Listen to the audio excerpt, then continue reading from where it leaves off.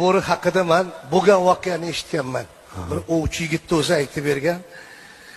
Ovga borib deydi, bo'rini uyasiga ro'para keldim deydi. Ikkita katta bo'lib qolgan bolasi bor ekan, otdim deydi.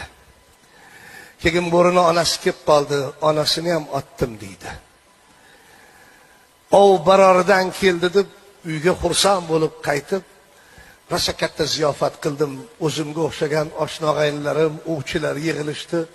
Rosa ziyofat avjiga chiqqan vaqtda ko'nglim xijil bo'lib, yuragim bezovta bo'lib hovliga otilib chiqdim deydi. Ne ko'z bilan ko'rsam, bo'ri turibdi deydi. Bo'ri, o'sha ota bo'ri turibdi deydi.